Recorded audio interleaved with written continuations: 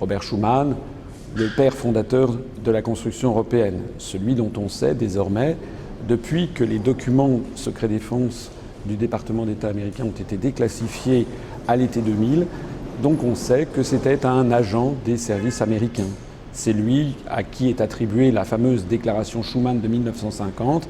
On sait également que cette déclaration a été rédigée dans les services de Dean Acheson, le secrétaire d'État américain de Truman, à la fin des années 50, et transmis à Robert Schuman par Jean Monnet.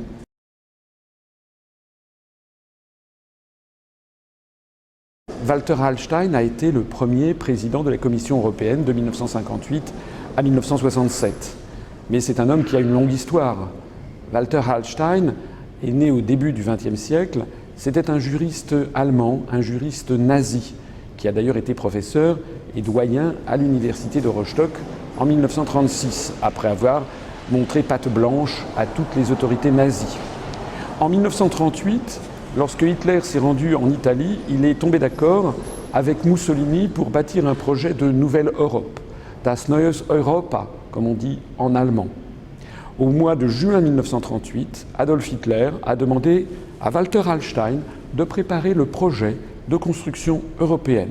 Ce projet d'ailleurs, cette nouvelle Europe qui a été vendue aux Français sous l'occupation et qui avait motivé notamment la grande exposition sur la France européenne qui a eu lieu en 1941 à Paris au Grand Palais, inaugurée par le représentant de Pétain d'un côté, par les autorités d'occupation nazie de l'autre côté.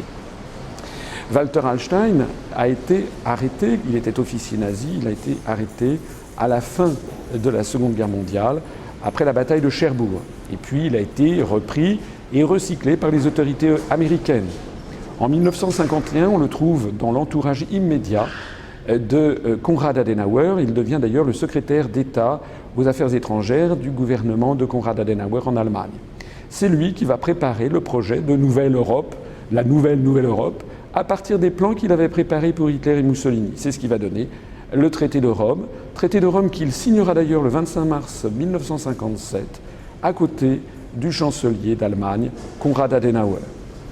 Walter Hallstein a ensuite été le promoteur du plan Hallstein en 1965 qui prévoyait une Europe fédérale. C'est d'ailleurs exactement ce qui se passe en ce moment.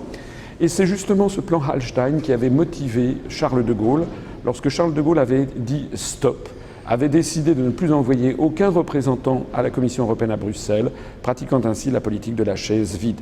Parce que le président de la République française, le fondateur de la France libre, Charles de Gaulle, savait très bien à quoi s'en tenir sur Walter Hallstein, un nazi recyclé par les Américains pour détruire les nations d'Europe et les placer sous l'autorité d'un empire dictatorial.